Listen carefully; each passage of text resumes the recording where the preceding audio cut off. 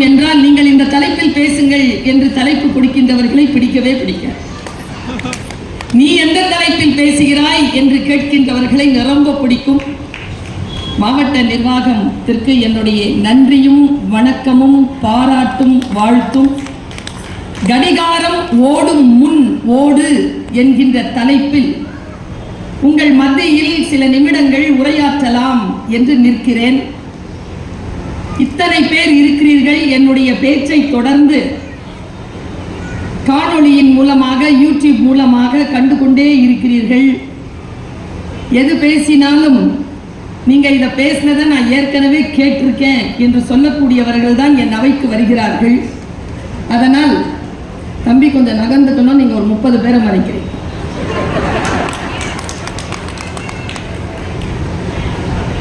ஏதோ சில சிந்தனைகளை உங்கள் மத்தியில் திரும்ப திரும்ப விதைத்து விட மாட்டேனா என்கின்ற பேரவாவோடுதான் சில விதைகளை நான் வீசுகிறேன். விதைகளை எனக்கு நிரம்ப பிடிக்கும். அதற்கு காரணம் உண்டு. ஒரு விதையை நீங்கள் மண்ணிற்குள் போட்டால் மண்ணிற்குள் அது படுகின்ற பாட்டை நாம் யாரும் அறிவதே இல்லை. அது மண்ணிற்குள் போய் அழுக்கடைந்து தன்னை தானே மிகப்பெரிய ரசவாதத்திற்கு உட்படுத்தி வெடித்து சிதறுகின்ற அதிலிருந்து கிளம்புகின்ற அந்த துளிர் இந்த புவியீர்ப்பின் சக்திக்கு எதிராக ஒரு முளையை கொண்டு வந்து நிமிர்ந்து நிற்கிறது. எப்பொழுதும் விதைக்கு அந்த வீரியம் உண்டு. சொற்கள் எல்லாம் விதைகள் போலத்தான். நான் இப்படி யோசித்து பார்த்திருக்கிறேன். விதைகள் விதைத்தவன் தூங்குகிறான், விதைகள் ஒருபோதும் தூங்குவதே இல்லை என்பதனை நான் யோசித்து பார்க்கிறேன். மிகச்சிறந்த பேச்சாளர்கள் இந்த அவைக்கு வந்து பேசியிருக்கிறார்கள். நான் யோசித்து பார்க்கிறேன், யார் சிறந்த பேச்சாளர்? பேசிவிட்டு போகின்றவர்கள் எல்லாம் சிறந்த பேச்சாளர்கள் என்பது என் அனுபவத்தில் நான் ஒப்புக்கொள்வதில்லை. பேசிவிட்டு போனதற்கு பிறகும் யார் ஒருவர் பேசிக்கொண்டே இருக்கிறார்களோ அவர்கள்தான் சிறந்த பேச்சாளர் என்பது என் புரிதல். ஒரு சொல்லை விதைத்து விட்டால் அந்த சொல் உள்ளுக்குள் போய் ஒரு விதை போல துடித்து வெடித்து ஒரு துளிரை எதிர்ப்பு நிலையில் அப்படி கிளப்பணும். நான் யோசிச்சு பார்க்கிறேன், உங்களிடத்தில் எதை சொல்லிவிட முடியும்? காலம்தான் நான் இன்றைக்கு எடுத்துக் கொண்டிருக்கக்கூடிய பொருண்மை. இந்த காலத்தை எப்படி கணிப்பது? காலத்தை பற்றி உங்களிடத்தில் எதை சொல்வது? இங்கே எல்லா வயதினரும் வந்திருக்கிறீர்கள். இந்த வயது பற்றி பேசும் பொழுது, காலம் பற்றி பேசுகின்ற பொழுது, ஒரு 10 ஆண்டுகளுக்கு முன்னால் நான் பேசிய எந்த வார்த்தையும் இந்த காலத்திற்கு பொருந்துவதே இல்லை. சைலண்ட் அப்படின்னு ஒரு ஜெனரேஷன் இருந்தது. சைலண்ட்னா உங்களுக்கு பேரு. அவங்க வந்து எப்போ பிறந்தாங்கன்னா 1964க்கு முன்னால பிறந்தவங்க எல்லாம் சைலண்ட் ஜெனரேஷன். 1964க்கு பிறகு பிறந்தவங்க எல்லாம் பூமர்ஸ். சரியா? பேபி பூமர்ஸ்னு பேர் அவங்களுக்கு வரும். பூமர்ஸ்ங்கிறாங்க இவங்க எல்லாம். Baby boomers original name. 1980க்கு பிறகு பிறந்தவர்கள் அப்படின்னு பார்த்தா அவங்க எல்லாருமே வந்து ஜெனரேஷன் எக்ஸ். அதுக்கு அப்புறமா பிறந்தவங்க மில்லியனியன்ஸ். அதுக்கு அப்புறமா பிறந்ததுதான் ஜெனரேஷன் ஜி, ஜெனரேஷன் ஜெட். இன்னைக்கு இளைஞர்களா இருக்கிறாங்க. இவங்க எல்லாம் ரொம்ப துடிச்சுக்கிட்டு இருந்தாங்களா. 2010ல ஒரு குரூப் பிறந்திருக்கு. அதுக்கு பேர் ஜெனரேஷன் ஆல்பா. 2010ல பிறந்துருச்சு. இப்ப 15 வயசுல சுத்திட்டு இருக்கு. 2010ல பிறந்து 2025 வரைக்கும் சுத்திட்டு இருக்கிறவங்களை ஜெயிக்கிறதுக்கு 2025 ஜனவரி மாசம் ஒரு 3 மாசத்துக்கு முன்னால பிறந்துருச்சு ஒரு குரூப். அதுக்கு பேர் ஜெனரேஷன் பீட்டா. இது என்ன பிரச்சனை தெரியுமா? ஒண்ணு ஜெயிச்சுக்கிட்டே போகுது. நான் படிச்ச காலத்துல தேர்ட் இயர் ஸ்டூடெண்ட்ஸ் கிட்ட பேசுறதுக்கு ஃபர்ஸ்ட் இயர் ஸ்டூடெண்ட்ஸ் தவம் நிற்போம். ஒன்னும் திரும்பி கூட பார்க்காது, ஓடிப்போ அப்படின்பா. இன்னைக்கு நான் காலேஜ்ல ப்ரொஃபஸரா இருக்கிறேன்.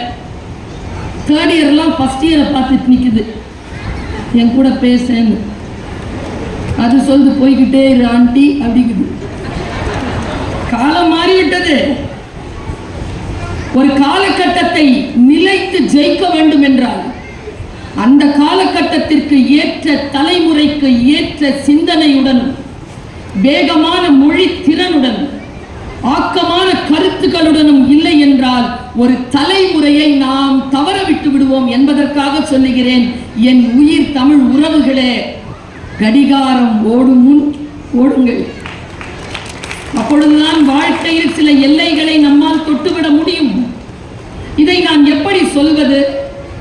நான் சில இப்படிப்பட்ட பெரும் கூட்டங்களுக்கு, நீங்க எத்தனையோ பேச்சாளர்கள் இருக்கிறார்கள், என்னை விட சிறப்பானவர்கள், என்னை விட மேலானவர்கள் இருக்கிறார்கள். ஆனால் நான் ஒன்று சொல்லுகிறேன், ஒரு பேச்சிற்கான ஒரு தன்மையாக, ஒரு இண்டிவிஜுவலா நான் நினைக்கிறது, இதோ பறந்துபட்டு நிற்கிறீர்களே, இந்த கூட்டத்திற்காக நான் பேசவே இல்லை. என் இறையை சாட்சியாக வைத்து சொல்லுகிறேன், நான் தனி மனிதருக்காக பேசுகிறேன். இங்கே இருக்கக்கூடிய தனி மனிதரோடு என்னுடைய கனெக்ஷன் இருக்கு. தனி மனிதருக்காகத்தான் என் பேச்சு. உங்களில் ஒருவர் தியானம், ஒருவர் கவனம் குறைந்தாலும் அது என் பேச்சு வெற்றியடையாமல் போவதற்கான வாய்ப்பு இருக்கிறது என்பதற்காக உங்கள் அத்துணை பேருடைய கவனத்தையும் கவர்ந்து நான் இதை சொல்லுகிறேன். அம்மா மாவட்ட ஆட்சியர் மகிழ்வார்கள் நான் இதை சொன்னால். என்னுடைய ஆசிரியர் பணி வாழ்க்கையில் நான் 25 ஆண்டுகளை நிறைவு செய்து இந்த ஆண்டு உங்கள் முன்னால் வெள்ளி விழா நாயகியாக நிற்கிறேன். அதுல இன்னொரு சிறப்பு என்னன்னா, என் கிளாஸ்ல யாரும் ஃபெயில் ஆனதில்லை. ஏன்னா நான் கிளாஸ்க்கு பாடம் எடுக்கிறவ இல்லை, இண்டிவிஜுவலுக்கு எடுக்கிறவ. ஃபெயிலாக விட்டதில்லை, விடுறதில்லை. நான் ஒரு முக்கியமான ஒரு கருத்தை இப்படி பெரும் கூட்டத்தில் பேசுகின்ற பொழுது, எனக்கு தெரிந்த தமிழ்நாட்டில் இந்த வருடம் கூடிய புத்தக திருவிழாவின் கூட்டங்களில் மிகப்பெரிய அளவில் கூடிய கூட்டங்களில் இந்த கூட்டமும் ஒன்று. மிக சிறப்பான கூட்டத்தை நீங்கள் சேகரித்திருக்கிறீர்கள். இது தானாக வந்து சேர்ந்த மக்கள், கொண்டு வந்தவர்கள் இல்லை, வந்து சேர்ந்தவர்கள். நான் நுட்பமாக சொல்லுகிறேன், கடிகாரம் எழுமுன் ஓடு, அது ஓடும் முன் ஓடு என்று ஏன் இந்த தலைப்பை எடுத்து? ஒரு ஜென் கவிதை இருக்கிறது. அந்த கவிதையின் முழு வாசிப்பை தவிர்த்துவிட்டு அது சொல்லுகின்ற அந்த சாரத்தை மட்டும் நான் சொல்லுகிறேன். அந்த ஜென் கவிதை இப்படி சொல்கிறது: உன் தலையணைக்கு கீழே ஒவ்வொரு நாள் அதிகாலையும் 24 தங்க நாணயங்களை இயற்கை வைக்கிறது. நீ அந்த நாணயங்களை எப்படி வேண்டுமானாலும் செலவழிக்கலாம். ஆனால் ஒன்றை மட்டும் நினைவில் வைத்துக்கொள், அந்த நாணயம் வைக்கின்ற இயற்கை எப்பொழுது அதை வைப்பதை நிறுத்தும் என்று நமக்கு தெரியாது என்று சொல்லி ஒரு ஜென் கவிதையை நான் படித்தேன். அந்த 24 தங்க நாணயங்கள் என்பது 24 மணி நேரம். ஒரு மனிதனுக்கு கிடைக்கக்கூடிய 24 மணி நேரத்தை நான் எப்படி செலவழிக்கிறேன்? இதோ மாவட்ட ஆட்சியர் இருக்கிறார், சட்டமன்ற உறுப்பினர்கள் இருக்கிறார்கள், சேர்மன் இருக்கிறார்கள், இதோ மருத்துவர் இருக்கிறார், பேராசிரியர், பேச்சாளர், நான் இருக்கிறேன். இங்கே பெரும் பதவிகளில் இருக்கக்கூடியவர்கள் எல்லாம் இருக்கிறார்கள். அவர்களெல்லாம் காலத்தே இந்த பதவிக்கு வர வேண்டும் என்பதற்காக உழைத்தவர்கள். திடீர் என்று எதுவும் கையில் வந்துவிடாது. அந்த காலத்தை மிகச்சரியாக யார் பயன்படுத்திக் கொள்கிறோமோ அவர்களுக்கு காலம் சில பரிசுகளை தருகிறது.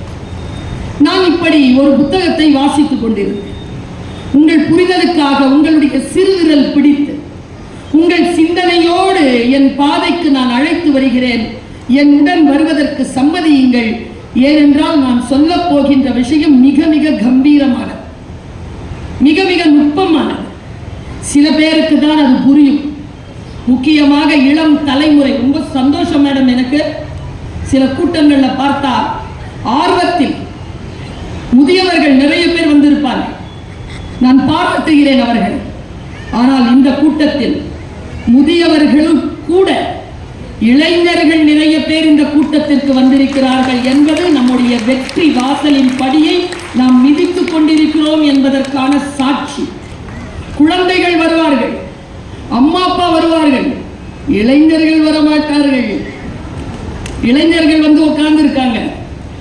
நம்பிராதீங்க மேடம், என்னதான் பேசுதுன்னு பார்க்கலான்னு கூட வந்திருப்பாங்க. நான் நம்பவே இல்லை. கிளாஸ் லோலியான்னு கேள்விப்பட்டிருக்கீங்களா? தெரியாதா? இன்னைக்கு சொல்லித்தரேன். டீச்சர், அம்மா அப்பா எல்லாரும் தெரிஞ்சிருக்க வேண்டியது, முக்கியமா மாவட்ட ஆட்சியர் தெரிஞ்சிருக்க வேண்டிய ஒரு வார்த்தை இது. கிளாஸ் லோலியா மேடம் அப்படின்னா என்ன அர்த்தம்னா, நாம ஒன்ன சொல்லுவோமா, முன்னால இருக்கிற ஆளுக்கு ஒரு இன்ஸ்ட்ரக்ஷன் கொடுப்போமா, அந்த இன்ஸ்ட்ரக்ஷன் அந்த குழந்தைகிட்ட ஒரு தாய் கொடுக்குறான்னு வச்சுக்கோங்க. உங்க வேலைக்கு நான் வரல, தாய் கொடுக்குறான்னு வச்சுக்கோங்க. இங்க பாரு, சாயந்தரம் 5 மணிக்கு அக்காவுக்கு பொண்ணு பார்க்க வராங்க, நீ காலேஜ்ல இருந்து 3:30 மணிக்கெல்லாம் வந்துரு. பூ வாங்கிட்டு வரணும், ஸ்வீட் வாங்கிட்டு வரணும், எல்லாம் போகணும். அப்பாவை போய் வேலை தளத்துல இருந்து 4:30 மணிக்கு கூப்பிட்டு வரணும். சரியா? கரெக்டா வந்துரு, கொடுத்த சாப்பாடை சாப்பிடு, எங்கேயும் வேகமா போகாத, மெதுவா போ. இது அம்மா சொன்ன இன்ஸ்ட்ரக்ஷன். கிளாஸி லோலியாவுக்கு உட்பட்ட பையனுக்கு அது எப்படி கேட்கும் தெரியுமா? 6 बरकर बरचर बरकर 4 बरे आचरण करो तो अक्का मापले कुर्बान खरबार नी करबरा वो करबन करो करबरा 4 करबरा 4 बजे இப்படிதான் கேட்கும் குழந்தைக்கு. அது ஒன்றும் மனசுல புரியாது. நான்லாம் திருக்குறள் நடத்தும்போது ஒரு பிள்ளை இப்படியே பார்த்துட்டு நம்மளை பார்க்குற மாதிரி இருக்கும், ஆனால் நம்மள அது பார்க்கல. கிளாஸி லோலியா போய்கிட்டு இருக்குன்னு அர்த்தம். கவனமாக சொற்களை வாங்கி வைத்துக் கொள்ளுங்கள். வாழ்க்கையில் பெரியவர்களை பார்த்து சொல்லுகிறேன், நாம் பேசுவதை ஒருவேளை பிள்ளைகள் கேட்காமல் இருக்கலாம், சில நேரங்களில் கிளாஸ் லோலியாவாக கூட இருக்கலாம். ஆனால் ஒன்று சொல்லுகிறேன், சில கீ பாயிண்ட்ஸ் புரிஞ்சிடும் உங்களுக்கு. நம் முன்னால் அவர்கள் அதை வெற்றிகரமாக நடத்தி காட்ட மாட்டார்கள். ஒரு ஆசிரியராக சொல்லுகிறேன், அவர்கள் வாழ்க்கையில் அவர்கள் சவால்களை சந்திக்கின்ற பொழுது நாம் சொல்லித் தந்த நல்ல விஷயங்கள் அவர்கள் வெற்றி பெறுவதற்காக அவர்களுக்கு பயன்படும் என்பதற்காக நல்ல வார்த்தைகளை நாம் சொல்லிக்கொண்டே இருக்க வேண்டும். சமீபத்தில் நான் ஒரு புத்தகத்தை வாசித்தேன். இந்த பொருளை சொல்றதுக்கு தான் இவ்வளவு பீடிகை, உங்களை தயார் பண்றதுக்காக இவ்வளவு பீடிகையை போட்டேன். அது ஒரு தென்னாப்பிரிக்க எழுத்தாளன் எழுதிய ஒரு புத்தகத்தின் முகப்பு. எப்பவுமே முகப்பு ரொம்ப முக்கியம். அதுதான் நம்மை அழைத்து கொண்டு புத்தகத்திற்குள் செல்லும். நான் அதை வாசிச்சு பார்க்கிறேன். அதன் முதல் வார்த்தை இப்படித்தான் தொடங்கியது: உன் பேரனின் மகன் வறுமையில் வாகனங்கள் இன்றி தெருவில் பசியோடு நடப்பான். பெரிய சாபம் தானே சார்? இப்படி யாராவது சொல்லலாமா? உன் பேரனின் மகன் வாகனங்கள் இன்றி வறுமையில் பசியோடு தெருவில் நடப்பான்னு சொல்றாங்க. நால இண்டிவிஜுவலா படிக்கிறவ தானே, எனக்கும் பொருந்தும் தானே. இவன் என் பேரனை மகனை பற்றி எப்படி சொல்ல முடியும்? எங்க அப்பா சைக்கிள்ல போனார், நான் ஸ்கார்பியோல வரேன், என் புள்ள BMW வரும், என் புள்ளனுடைய பேரை லம்போகினில வருவான். அதுக்கு அவன் மகன் கண்டிப்பா ஹெலிகாப்டர்ல தான் வந்து இறங்கணும். அது எப்படி வறுமையில் நடப்பான்? என்ன சொல்றான் இந்த ஆளு? அடுத்து படித்தேன், என் காலில் இருந்து தரை நகர்ந்து போனது, அதை அப்படியே உங்களிடத்தில் கடத்துகிறேன்.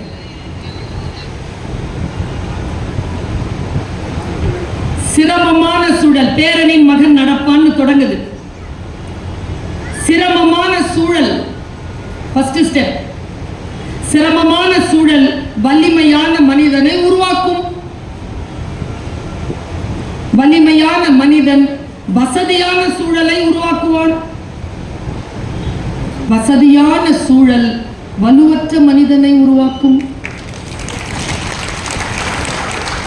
வலுவற்ற மனிதன் சிரமமான சூழலை உருவாக்குவான். சிரமமான சூழ்நிலையில் உன் பேரனின் மகன் வறுமையில் நடக்கும். எவ்வளவு பெரிய பாடம்!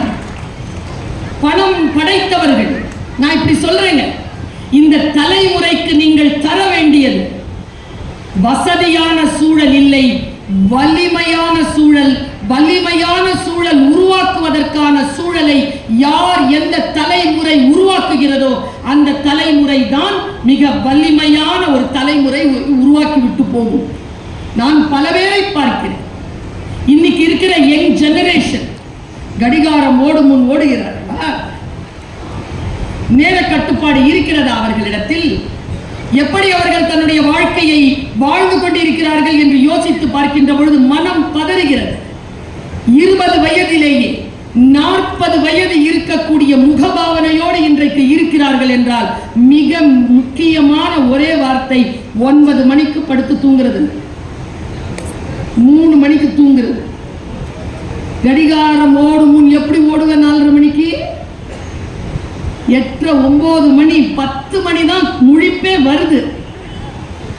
இன்றைக்கு நான் வாசித்து பார்க்கிறேன், யோசித்து பார்க்கிறேன். இன்றைய சமூகத்தில் காலத்தை நாம் கணிக்க தவறிவிட்டோம். ஒரு தலைமுறைக்கு காலத்திற்கான இம்பார்ட்டன்ஸ் அதை நாம் கொடுக்கவே இல்லை. இப்படி சொல்கிறேன், சரியாக இருக்கிறதான்னு பாருங்க. என்னுடைய கேம்ப்ல ஒரு பொண்ணு 3 மணி ராத்திரி காணோம். தேடுறோம், காணோம் மேடம், எங்கேயும் பார்க்கிற காணோம். பார்த்தா மொட்டை மாடியில மேல 3 மணிக்கு பாட்டு கேட்டுட்டு இருக்குது. அடுத்த நாள் கூப்பிட்டு டெர்மினேட் பண்ணிட்டேன், கேம்ப்ல இருந்து வெளியேற்றிட்டேன். அவங்க அம்மா அப்பா சொன்ன விளக்கம் என்ன தெரியுமா? என் பிள்ளை யாரோடையும் பேசல, அதனுடைய போன் எடுத்து பாருங்க, அது தப்பான வீடியோ எதுவும் பார்க்கல, அது பாட்டுக்கு மேல தனிமையில பாட்டு கேட்டுட்டு இருக்கு, உங்களுக்கு என்ன பிரச்சனைன்னு கேட்டுச்சு. நான் சொன்னேன், பெரும் குற்றங்கள்னு சில விஷயங்களை நீங்க வச்சிருக்கிறீங்க. திருடுறது, பொய் சொல்றது, விபச்சாரம் செய்வது, கொலை செய்வது, கொள்ளையடிப்பது, ஊழல் செய்வது என்று ஒரு பெரும் குற்றங்களை வைத்திருக்கிறீர்கள். இது மட்டும்தான் குற்றம் இல்லை. சரியான நேரத்திற்கு தூங்காத குழந்தை குற்றவாளி, சரியான நேரத்திற்கு சாப்பிடாத குழந்தை குற்றவாளி. இந்த குற்றங்கள் அந்த குழந்தைகள் செய்வதற்கு யாரெல்லாம் துணை செய்கிறார்களோ அவர்களும் அந்த குற்றத்தில் பங்கு கொள்கிறார்கள். நேர்மையான ஒழுக்கமான வாழ்க்கையை வாழக்கூடியவர்கள் தான் கடிகாரம் எழுவதற்கு முன்னால் எழுந்து ஓடுகிறார்கள். நான் சூட்சுமமா ஒரு விஷயத்தை சொல்லிட்டு போறேன். என்னுடைய பேச்சு எப்படிப்பட்டது தெரியுமா?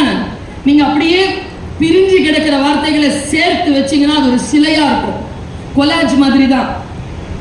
நான் 2 விஷயத்தை சொல்றேன் உங்களுக்கு. செத்து போறாங்கல்ல, என்னன்னு சொல்லுவோம்?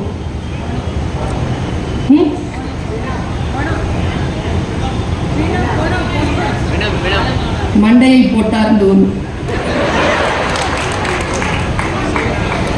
டிக்கெட் வாங்கினார், ஒருத்தன் போஸ்டர் எழுதி விட்டுருக்கான், என் தாத்தா 96 வயது அகால மரணம் அடைந்தார்.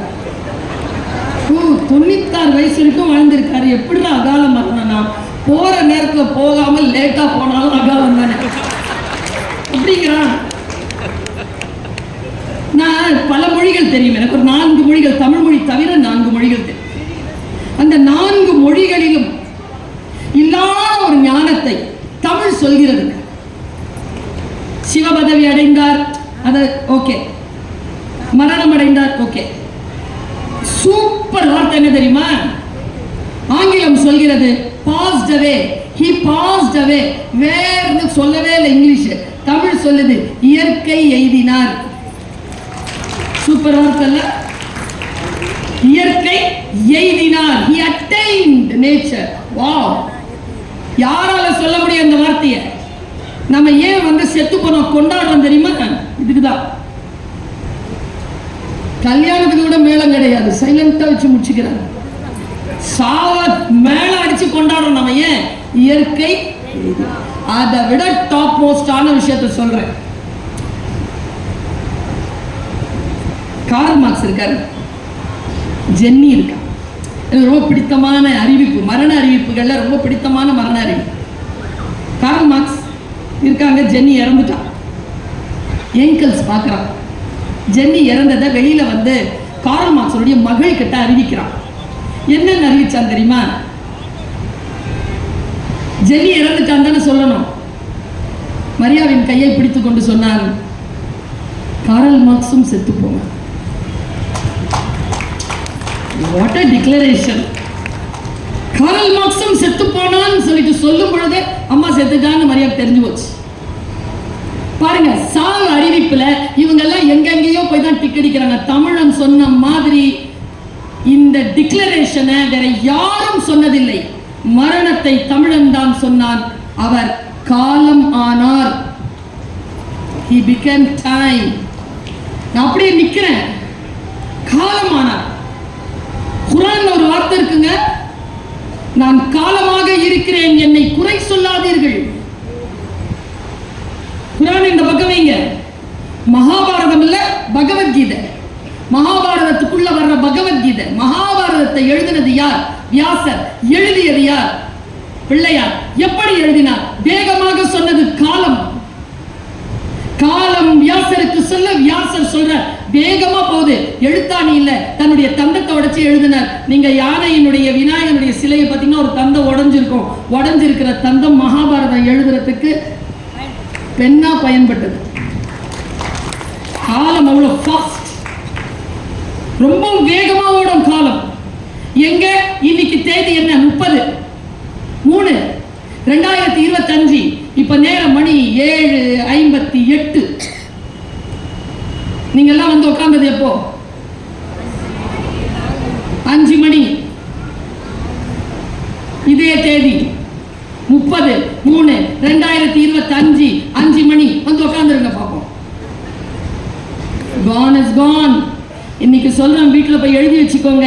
நீங்கள் எந்த ஆற்றிலே கால் வைத்தாலும் அந்த ஆற்றின் தண்ணீரை உங்கள் கால்கள் மறுபடியும் சந்திக்க போவதே இல்லை.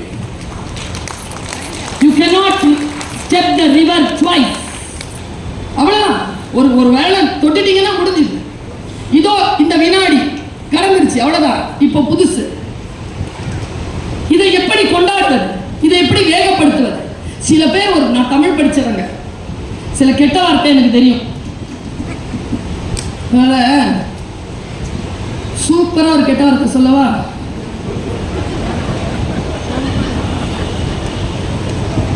சொல்லலாமா? இங்கிலீஷ் ப்ரொஃபசர் சொல்லலாங்கிறார். Amudha madam English professor. ஊழல் எவ்வளவு பெரிய கெட்ட வார்த்தை தெரியுமா? அது பெரிய கெட்ட வார்த்தைங்க.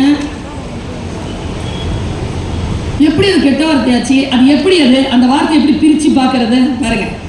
மண் என்றால் இறுக்கமானது, மண் அல் என்றால் இறுக்கம் தளர்ந்தது, மண் மணல். ஊழ் என்றால் விதிகளுக்கு உட்பட்டது, ஊழல் என்றால் விதிகளுக்கு உட்படாது. சரியான தமிழ்ச்சொல். சார் சொன்னாரு மாத்து இறைன்னு. எனக்கு தெரியல, இது வரைக்கும் எனக்கு தெரியாது. எனக்கு தொல்காப்பியம் சொன்னதான் தெரியும். மாத்திரைனா அளவு.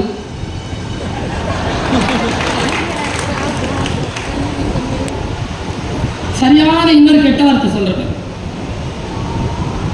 எல்லாரும் மேடம் நல்ல வார்த்தை சொல்லும் போது கூட இவ்வளவு சீரியஸ் ஆயிட்ட மேடம். கெட்ட வார்த்தை சொல்றது எல்லாம் நிமிந்து பார்க்கறேன். சொல்ல போகுது சூப்பர் கெட்ட வார்த்தை, பொழுதுபோக்கு. நீ இன்னத்துக்கு பொழுத போக்குற, அது சும்மா இருந்தாலே போயிடும். அதுல போக்குறதுக்கு என்ன இருக்குன்னு கேட்கறத. இருக்கிறதே இவ்வளோண்டு வாழ்க்கை. வீட்டுல போய் நான் சொன்ன ஒரு கணக்கு பாருங்க, பயந்துடாதீங்க. சத்தியமா பயப்படுவீங்க. இனி நைட் பல பேருக்கு தூக்கம் போகும்.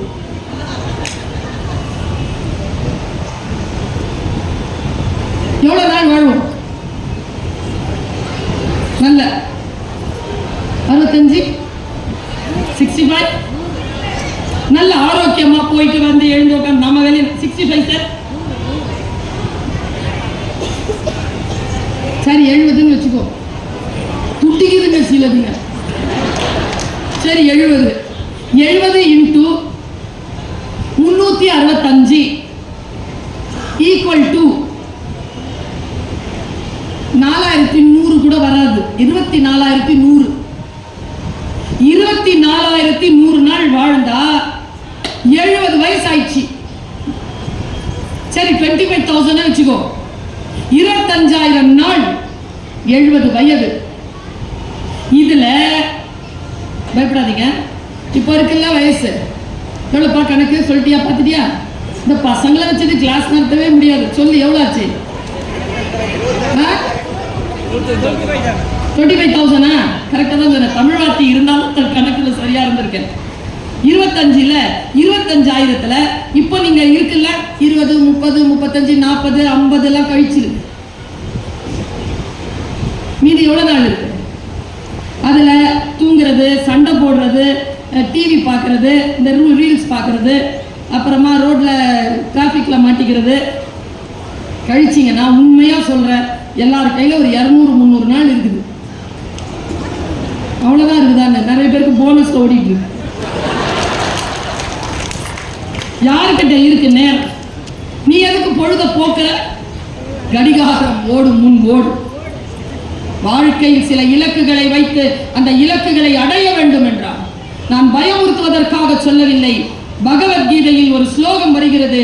அந்த ஸ்லோகத்தை பார்த்து நான் விக்கித்து போனேன். அதனுடைய தமிழ் படியை படித்து பார்த்தேன். தமிழனுடைய அந்த படி இப்படி சொல்கிறது. ஒருத்தர் இறந்து போனான், கடவுள் கிட்ட போனான். கடவுள் கையில் ஒரு பெட்டி வச்சிருந்தாரா, அவனை வரவேற்கிறது. வாங்க, வாட் இஸ் இன்சைட் தட் பெட்டி? இட் இஸ் யுவர்ஸ் அப்படின்னா எது? கடவுள். பகவத்கீதைன்னு சொன்னதுனால இங்கிலீஷ்ல சொல்றேன் madam. What is this? It is yours அப்படின்னா உள்ள இருக்கிறது என் உயிரா? இல்ல, அது என்கிட்ட வந்துருச்சு. என் கல்வியா? அது உலகத்திலே போயிடுச்சு. என்னுடைய செல்வமா? பேரே செல்வம், அது எப்படி கூட வரும்? சூப்பரா வச்சிருக்கான் பாருங்க தமிழன் பேர், செல்வம். போயிட்டே இருக்கும். சரியா? நீங்க பயமுறுத்துறதுக்காக சொல்லல, அதை சொல்லிட்டு பயமுறுத்திட்டு தான் இருக்கிறேன். 3 தலைமுறைக்கு பின்னால் நீங்கள் சேர்த்து வைத்த எந்த சொத்தும் உங்கள் அடுத்த தலைமுறைக்கு பயன்படாது என்பதனை புரிந்து வைத்துக் கொண்டு வாழ்க்கையில் வேலைகளை நிதானமாக செய்யுங்கள். நான் பல வருஷத்துக்கு முன்னால சொல்லியிருக்கேங்க, 16 வருஷத்துக்கு முன்னால சொன்ன ஒரு டாலர் போட்டு வந்தேங்க. 4 வயசுங்க என் பையனுக்கு. அவன் என்னை பார்த்துக்க, மம்மி சூப்பர் அப்படின்னா. எதுக்குடான? இன்னும் ஆஃப்டர் 25 இயர்ஸ் டிசைன் அப்படியே இருக்கும். 4 வயசுல சொல்றாங்க. நான் 10 வருஷத்துக்கு அப்புறமா 2 வீலர்ல போயிட்டே இருக்கிறேன். குட் ஷெப்பர்ட் ஸ்கூலுக்கு பக்கத்துல ஒரு இது இருக்குல்ல, சுவர், அதுல எழுதி போட்டிருந்தான் ஒரு வார்த்தை. நான் ரொம்ப இதுவா வச்சிருப்பேன் அந்த டாலர். ஒரு வார்த்தையை பார்த்த உடனே 10 வருஷத்துக்கு முன்னால என் பையன் சொன்னது எனக்கு புரிஞ்சு போச்சு. நீ அநியாயமாக சேர்த்து வைத்து இருப்பதை அனுபவிப்பதற்கு என் ஆசீர்வாதம் கொண்ட ஒருவன் வருவான், கடவுள். ஒருத்தி வருவாள். என் பையன் சொன்ன அதுல இருந்து நகை வாங்குறதை நிறுத்திட்டேன். நீங்க பாருங்க, நான் என்னுடைய எந்த வீடியோவும் எடுத்து பாருங்க,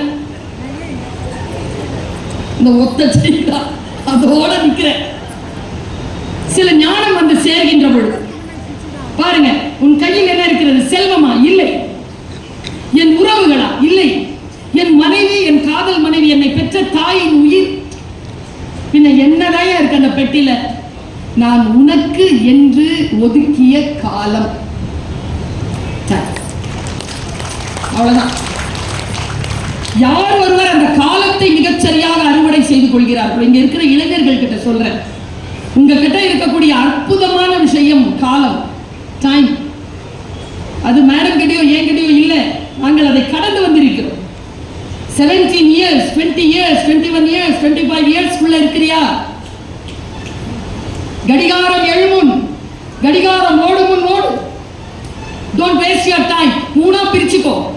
வாழ்க்கையில் அந்த விஷயங்களை வேஸ்ட் பண்றியா, இன்வெஸ்ட் பண்றியா, ஸ்பெண்ட் பண்றியா? செலவழிக்கிறாயா, முதலீடாக போடுகிறாயா, அல்லது வீணடிக்கிறாயா? வீணடிப்பதை குறைத்துக் கொண்டு, செலவினங்களை குறைத்துக் கொண்டு இன்வெஸ்ட் பண்ணு, டைமை இன்வெஸ்ட் பண்ணு. இப்ப நீங்க எல்லாம் இங்க வந்து கேட்டுட்டு இருக்கிறீங்களே இந்த பிரச்சனை, you know you are investing. ஏதோ ஒரு விஷயத்தை நீங்க இன்வெஸ்ட் பண்ணிட்டு இருக்கீங்க, முதலீடாக மாற்றிக் கொண்டிருக்கிறீர்கள். நாம நினைக்கிறோம்.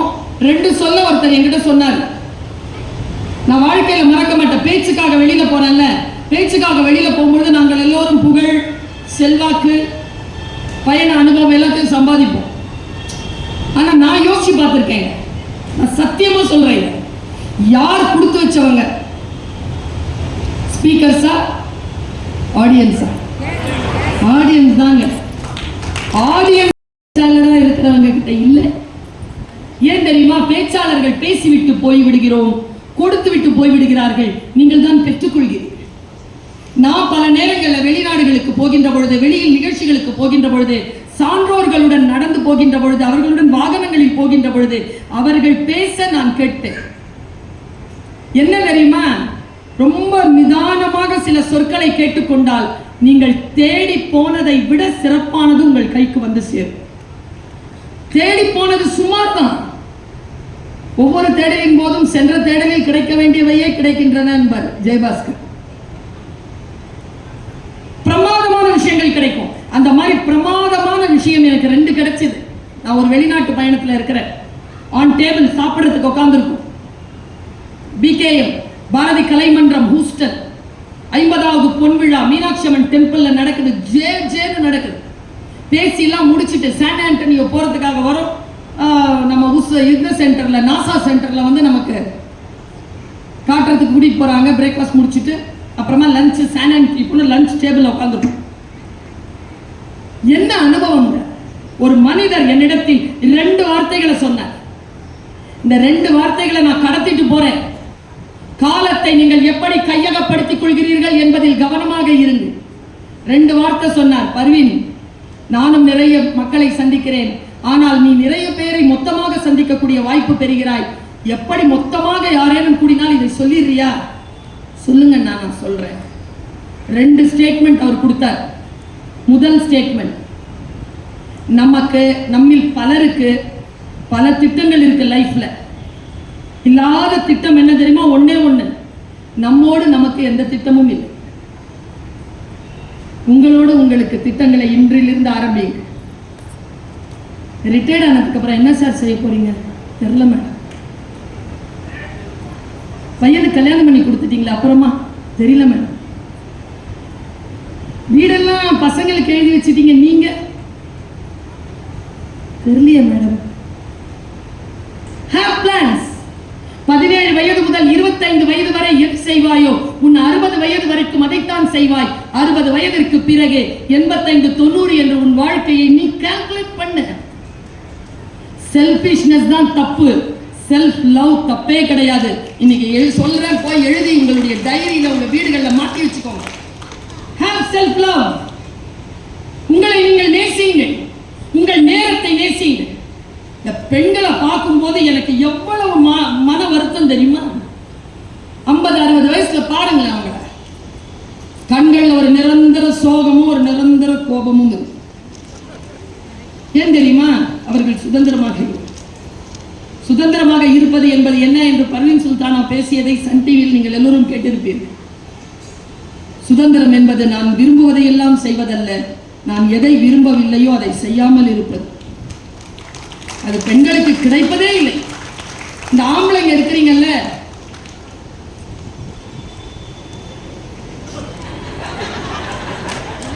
கல்யாணம் ஆன உடனே உங்க ஃபர்ஸ்ட் அசைன்மெண்ட் என்ன தெரியுமா? ப்ராஜெக்ட். பொண்டாட்டியை திருத்துரு. நீங்க என்ன டீச்சரா? அவ என்ன ஆன்சர் ஷீட்டா? 25 வருஷமா சொல்றேன், திருந்தவே மாட்டேங்கிறேன். நானும் தான் கேட்டுட்டு இருக்கிறேன், நீ சொல்றதை எப்போ நிறுத்தி திருந்துவேன்? அது இல்ல. நான் ஒரு வார்த்தை சொன்னா நீங்க ஆச்சரியப்பட்டு போயிருவீங்க. குரான், திருக்குரானில் ஒரு வார்த்தை வருகிறது, உங்கள் மனைவி காதுகளை, பைபிள் சொல்ற மாதிரி, காது இருக்கின்றவர்கள் கேட்க கடவீர்கள். கேட்டுக்கொள்ளுங்கள் இந்த வார்த்தையை. உங்கள் மனைவி உங்கள் விலா எலும்பிலிருந்து உருவப்பட்டவள். விலா எலும்பு வளைவாகத்தான் இருக்கு. அதை நேராக்க முயற்சி செய்தார், அது உடைந்தது.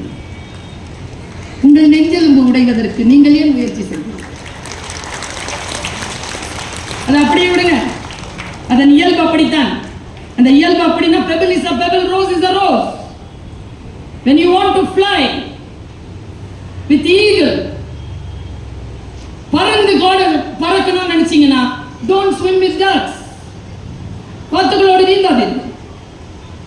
பருந்துகளோடு தான் நீந்த வேண்டும் என்றால் பருந்துகளோடு பிறக்காது. இந்த பாட்டுல எனக்கு இந்த ராப் சாங்லாம் நான் கேட்பேங்க. இப்ப கெட்ட கெட்ட வார்த்தையில வர்றதுனால கேட்கறது இல்லை. முதல்ல கொஞ்சம் நல்லா வரும். ஒரு ராப் சாங் சொல்லவா? பேட்டராப்னு ஒரு சாங். யாரு பாடினது? எந்த நடிகர் பாட்டது? இப்போ இஸ்ரோல வந்து ஒரு இயக்குனர் மாறி இருக்கிறார். அவர் பேரு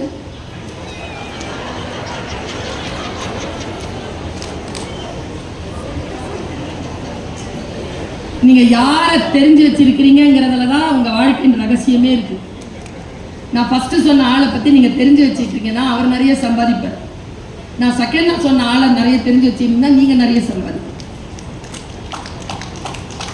நாராயணன் ஒருத்தர் வந்திருக்கிறார். இப்போ சோம்நாத் போயிட்டு பேட்டராப்ல ஒரு பாட்டு வரும், ஒரு வரி வரும், ரொம்ப பிடிக்கும் எனக்கு.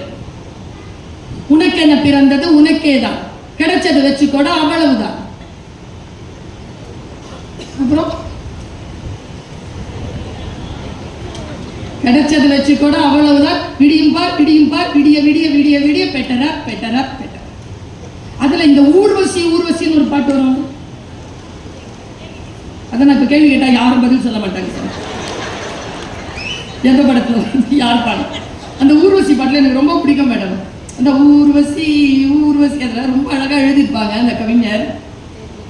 பூனையில் சைவம் கிடையாது, ஆண்களில் ராமன் கிடையாது, புரட்சிகள் ஏதும் செய்யாமல் பெண்ணுக்கு நன்மை விளையாது, கண்ணகி சிலைதான் இங்குண்டு சீதைக்கு தனியாய் சிலை ஏது, பிலிம் காட்டி பொண்ணு மாட்டேனா டேக்கி. என்ன சொல்ற? ஒரு பாட்டு இருக்குதுன்னா நிறைய விஷயங்களை டெலீட் பண்ணிட்டு உயிரா இருக்கிற விஷயத்தை மட்டும் எடுத்துக்கணும். பரவ மாதிரி வாழ்க்கை நமக்கு பல விஷயங்களை ஞானமாக தருகிறது. எல்லா விஷயங்களையும் தேடி கண்டுபிடித்து அதிலிருந்து நன்மையை எடுப்பதற்கு நேரம் தேவைப்படுகிறது. இன்றைக்கு இந்த சகோதரி ஒரு வார்த்தை சொல்லுகிறேன், நீங்கள் உங்கள் டைரி குறிப்புகளில் எழுதி வைத்துக் கொள்ளுங்கள். I am very busy, I don't have time. இப்படி சொல்றவங்க நம்ம பார்த்திருக்கோமா? டைமே இல்லை, அவர் ரொம்ப பிஸி. நான் சொல்லட்டுமா? Who is the busiest person? யார் மிக பிஸியான ஆள் என்றால் யாருக்கு எல்லோருக்காகவும் நேரம் இருக்கிறதோ அவர் தான் பிஸியஸ்ட் பர்சனை தவிர மற்றவர்களுக்கு நேரம் தராதவர்கள் நிர்வாக கோளாறு கொண்டவர்களே தவிர பிஸியஸ்ட் பர்சன் என்பதனை நான் ஒருபோதும் ஒப்புக்கொள்ள. உங்களுடைய வாழ்க்கை உங்களுக்கு சில சவால்களை கொடுக்கின்ற பொழுது அந்த சவால்களை நீங்கள் எப்படி எதிர்கொள்கிறீர்கள்? பணத்தை விட நேரம் முக்கியமானது. பேரறிஞர் அண்ணா அவர்கள் சொல்வார்கள், காலம்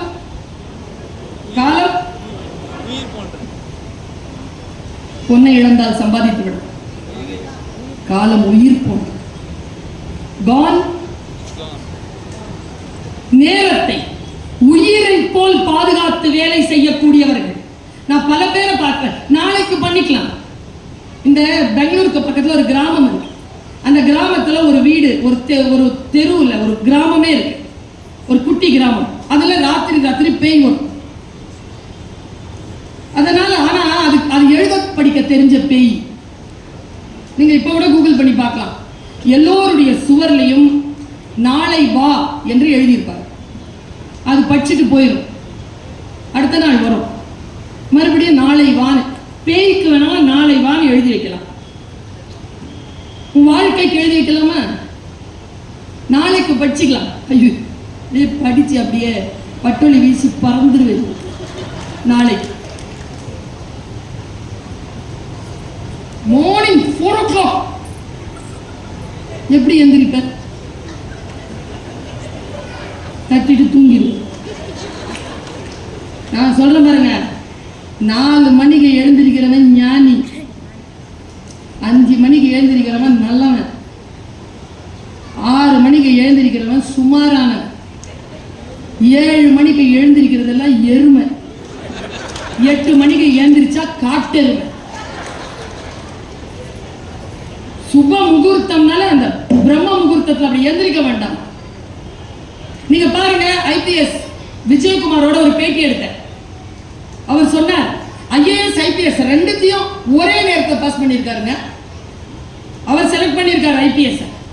எப்போ அங்க படிப்பீங்கன்னா பிஏ படிச்சுக்கிட்டே படிச்சிருக்காரு.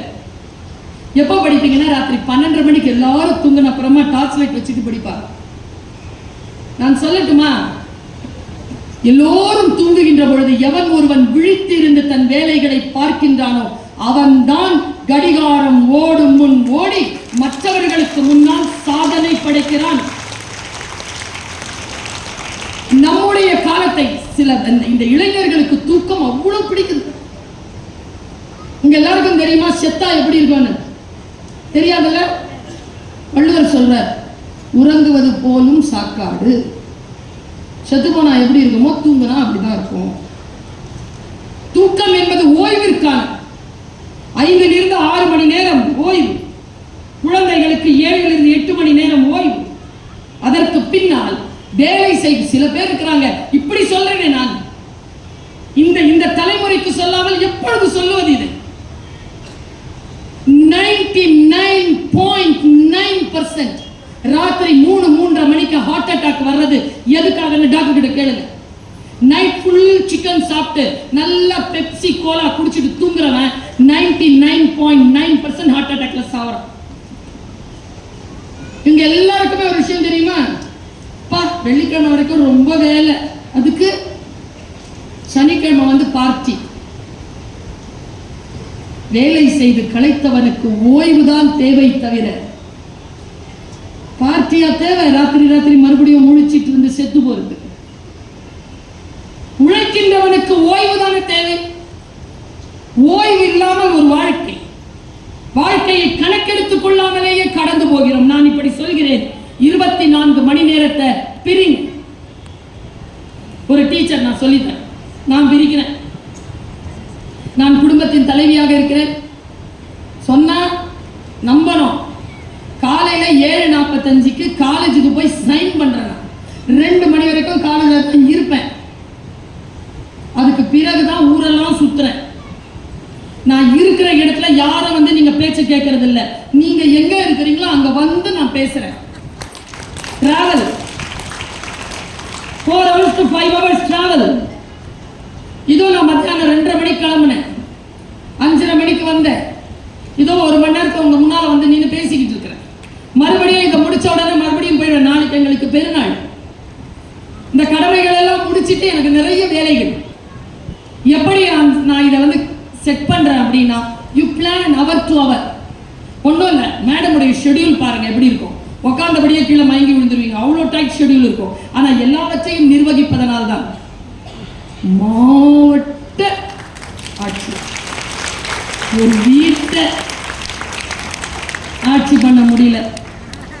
3 நாள் செத்து போன மாவை வச்சுட்டு இட்லி சுட்டு சாப்பிடணும். நைட் அரைச்சி காலையில சாப்பிட்றதுக்கு முடியல நம்மளால. எதுனாலும் இப்போ இருக்கிறது ஆச்சரியமா இருக்குங்க எனக்கு. இப்போ ட்ரெஸ் மாத்திக்கிட்டு ஹோட்டலுக்கு போய் கூட சாப்பிட்றதுக்கு முடிஞ்சு போச்சு. எல்லாம் இந்த சனியனை வச்சுக்கிட்டு ஆன்லைன் அதுல வருது பீட்சா. முதல் வார்த்தையே கெட்ட வார்த்தை. 750 ரூபா மேடம் ஒண்ணு. நாங்க 3 பேர் மேடம் குடும்பத்துல. ஒரு வாரம் நல்ல வலுவான சாப்பாடு. இந்த சார் சொன்ன எல்லா சம்பா அரிசி, மாப்பிள்ளை சம்பா, கோதுமை, தென்னை எல்லாத்தையும் வாங்கி வச்சு 1 மாசம் 1 வாரம் நல்லா கருவாட்டு குழம்பு வச்சுக்கிட்டு கறி குழம்பு வச்சுக்கிட்டு சாப்பிடலாம். சாப்பிடலாமா இல்லையா? ஒரு பர்கர்ல முடிஞ்சு போகுது. இவர்கள் எப்படி காலத்தை, நான் இப்படி சொல்கிறேன், ஏன் இன்றைய குழந்தைகள் திருமணம் செய்து கொள்ள மாட்டேன் என்கிறார்கள்? 30-35 வயதை ஏன் தள்ளி போடுகிறார்கள்? ஏனென்றால் அவர்கள் காலத்தை கணிக்கவில்லை, காலத்தை அவர்கள் கையில் பிடித்திருக்கவில்லை, காலம் அவர்களை கடந்து ஓடுவதை உணரவில்லை. ஓடியதற்கு பிறகு உட்கார்ந்து அழக்கூடியவர்களை திரும்பி பார்த்து சிரித்து விட்டு போகிறது காலம். காலம் அப்படிப்பட்டவர்களுக்கு துணை செய்யாது. யாருக்கு துணை செய்யும் என்றால், யார் அதை விட கரெக்டா எழுந்து நின்று அதை ஜெயிக்கிறார்களோ அவர்களுக்கு தான் காலம் துணை செய்கிறது. நான் இப்படி சொல்லிட்டு போறேன். மூடு இருக்குல்ல, மூடு, இந்த மோட கொஞ்சம் ஆஃப் பண்ணுங்க.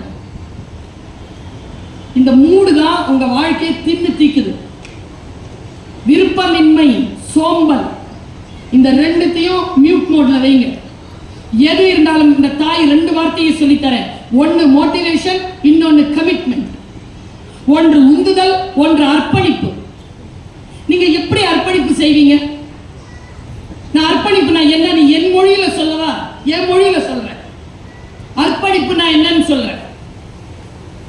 தூர்தர்ஷன் இருக்குல்ல, நம்ம தூர்தர்ஷன் ஒதிகை, அங்க கம்பராமாயணம் பேசுறதுக்கு இன்னிலிருந்து 16 வருஷத்துக்கு முன்னால என்ன கூப்பிட்டாங்க.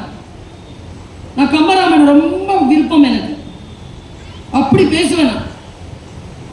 கேமரா ஆன் பண்ணிட்டார். சின்ன பிள்ளை பேசுதுன்றதுனால யாரும் இல்லை, கேமராமேன் நான். மேல இதில் கீ ஆன் பண்ணிட்டு போயிட்டாங்க. நான் ஆரம்பிச்சேன். காலம் எனும் ஆழியிலும் காற்று மழை ஊழியிலும் சாகாத கம்பன் அவன் பாட்டு, அவன் தலைமுறைக்கு எழுதி வைத்த சீட்டு. கல்லிருக்கும் கூந்தலினால் உள்ளிருப்பாள் என்று சொல்லி பள்ளமிடும் ராகவனை நம்பு, அது பாடலல்ல உண்மை என்று நம்பு. சீதை நடையழகும் ஸ்ரீராமன் தோழழகும் போதை நிறைந்தது என்று சொல்லி என்னை போட்டான் மது குடத்தில். 10,000 கவிதைகளை முத்தாக அள்ளித்தந்த சத்தான கம்பனுக்கு ஈடு இன்னும் வித்தாகவில்லை என்று பாடு. பிரமாதமா பேசுறான். 1 மணி நேரம் பேசி முடிச்ச உடனே கேமராமேன் இப்படி நின்னவர் தான்.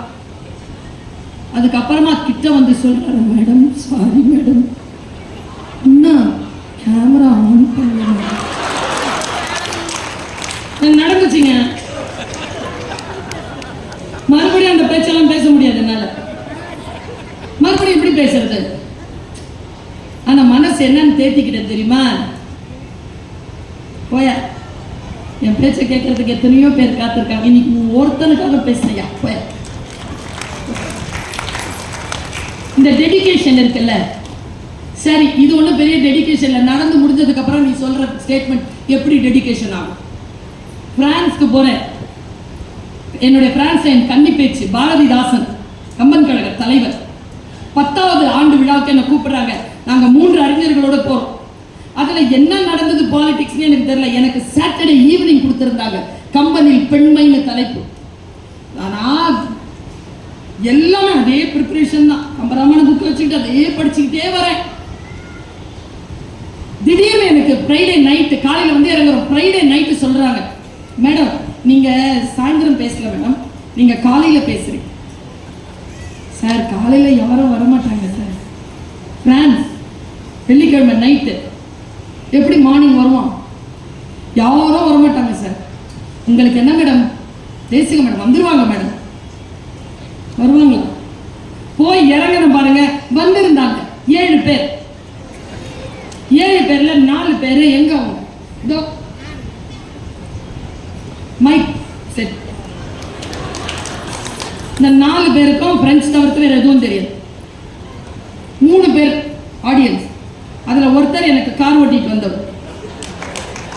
2 பேர்ல ஒருத்தர் கம்பன் கழக தலைவர், இன்னும் ஒண்ணு அவங்க பொஞ்சாது. 2 பேர். கேமரா அப்படி வச்சிருக்கு, பேச ஆரம்பிச்சு. கம்பனில் பெண்மை எது ஞாபகம் வந்தது தெரியுமா? தூர்தர்ஷன் ஞாபகம் வந்துச்சு. ஃபுல் கமிட்மெண்ட், அர்ப்பணிப்போட பேசினேங்க. ஃபுல் அர்ப்பணிப்போட பேசினேன். கேமரா தான் ஆன்ல இருக்கேன். பேசி முடிச்சிட்டு கீழே இறங்குறேன். பாரதிதாசன் அவங்க வைஃபை கையை பிடிச்சிட்டு 10வது ஆண்டு விழா நிறைவு பெற்றது மேடம் உங்களுடைய இந்த பேச்சில், ரொம்ப சந்தோஷம். அவர் அன்னைக்கு பண்ண ஒரு வேலை 2012 பிரான்ஸ் கம்பன் விழா, கம்பனில் பெண்மை பர்வீன் சுல்தான் இன்னைக்கு போட்டு பாருங்க. இந்த 13 வருஷமா 1,56,00,000 பேர் பார்த்திருக்காங்க அந்த பேச்சு. நீங்க முழுமையான அர்ப்பணிப்போட ஒரு வேலை செஞ்சீங்கன்னு வச்சுக்கோங்களேன், அதற்கான பலன் உங்களை வந்து சேரும். இது காஸ்மோஸ்ல பிரபஞ்சத்தின் ரகசிய மொழியில் குறிக்கப்பட்ட ஃபார்முலா. நீங்க செய்யணும்ன்றது செய்யாதீங்க. எங்க பைபிள்லயும் உபனிஷதங்களையும் சொல்ற வார்த்தையை சொல்றேன். நீ உன் சதையை சுட்டரிக்க கொடுத்தாலும், நீ சம்பாதித்த அத்தனையையும் நீ செலவு செய்ய கொடுத்தாலும், அன்பு உனக்கு இராவிட்டால் ஏதும் இல்லை என்று சொல்லுகிறது கொரிந்தியர். அர்ப்பணிப்பு சொல்கிறது. உட்கார்ந்து ரிஷிவங்கன் மிகப்பெரிய ஒரு யாகத்தை நடத்துகிறார். யாகத்தை நடத்தின அந்த மன்னனை குறித்து அவனுக்கு போதனை அளிக்கப்படுகிறது. இந்த யாகம் நடத்தியவனுக்கு சொர்க்கம் இல்லை, நரகம் தான் என்று ரிஷிபங்கன் கேட்கிறார். எதற்காக இவ்வளவு பெரிய யாகம் நடத்தியவனுக்கு எப்படி நீங்கள் நரகம் சொல்வீர்கள்? ஏனென்றால் அவன் நோக்கம் சொர்க்கம் அடைய, சொர்க்கம் அடைய வேண்டும் என்பதற்காக எந்த காரியம் செய்தாலும் அது கணக்கில் எடுத்துக்கொள்ளப்பட மாட்டாது. நீங்கள் தன்னிலை மறந்து செய்யக்கூடிய வேலை இருக்கு இல்லையா, அதை இந்த காலம் குறித்துக் கொள்கிறது என்பதற்காக சொல்லுகிறேன். ரொம்ப டெப்தான வார்த்தை சொல்றேன், ரொம்ப டெப்தா சொல்றேன். ரூமி சொல்வார், தொழுகை நிகழ்கின்ற பொழுது, தொழுகையில் நீங்கள் நிற்கின்ற பொழுது சில நேரங்களில் தொழுகை நிகழ்ந்து விடுகிறது. நீங்க நிக்கிற போதெல்லாம் தொழுகை நடக்கல. நீங்கள் எப்பொழுது செல்ஃப்லெஸ்ஸா தன்னை மறந்து இறைவனிடத்தில் தன்னை முழுமையாக ஒப்படைப்பீர்களோ அங்கே தொழுகை நிகழ்கிறது, அங்கே நீங்கள் வெல்கிறீர்கள். நான் காலத்தில் அருமை கருதி இதை சொல்லுகிறேன். கடிகாரம் எழுவதற்கு முன்னால், அது ஓடுவதற்கு முன்னால், எங்க ஓடிக்கிட்டே இருக்குங்க, நிறுத்துங்கள பார்ப்போம், நிறுத்துங்கள பார்ப்போம். நான் இப்பெல்லாம் பிரார்த்தனை நான் செய்யறதே இல்லை தெரியுமா? என் கண்ணாடி முன்னால நின்று, என் பெற்றோர் முன்னால் நின்று, என் கடவுள் முன்னால் நின்று சொல்வது போல் சொல்கிறேன். அர்ப்பணிப்பும் மன எழுச்சியும் இருந்தால் காலத்தை வெல்லலாம். எங்க அப்பா மரணப்படுக்கையில், இதை நான் சொல்லணும்னு வரலைங்க. 10 மணிக்கு இறக்குறாரு, 7 மணிக்கு நான் கூட இருக்கேன். 7 மணிக்கு அப்பாவுடைய கண்கள் மேலே கீழே அசைது. அம்மா சொல்றாங்க, அப்பா போயிடுவார். அப்பா சொன்ன அந்த 2 வார்த்தையை சொல்லிடு. ஏன்னா உண்மையான கவிஞர், கவிஞர்களுடைய கூற்று இருக்குல்ல, அது ரொம்ப முக்கியமான. அதனால தான் குறள் நிக்குது, அதாவது குரான் நிக்குது, அதனால தான் பைபிள் நிக்குது, உபனிஷதங்கள் எல்லாமே இலக்கியங்கள், கவிதை. அதுல பொய் இல்லை. அப்பா சொன்ன அந்த மரண வாக்குமூலத்தை உங்களுக்கு நான் கடத்துகிறேன், பேரன்பு கொண்டு இருக்கிறேன். அவர் சொன்ன வார்த்தை என்ன தெரியுமா? वक्त से डर कर रहो. உருது தெரிஞ்சவங்க இருக்கீங்களா? இருப்பீங்க வேலூர். वक्त से डर कर रहो, ना जाने कब बदलेगा उसका मिजाज. वक्त से है दिन, वक्त से है रात. என்ன அர்த்தம் தெரியுமா? மரணம் வந்து அப்பாவுடைய தொண்டை குழியை அடைகின்ற அந்த வினாடியில் அப்பா எனக்கு தந்த ஆக உன்னதமான ஞானம், காலத்திற்கு பயந்து கொள், காலத்தின் இயல்பு எப்பொழுது மாறும் என்று தெரியாது, காலமே இரவு, காலமே பகல்.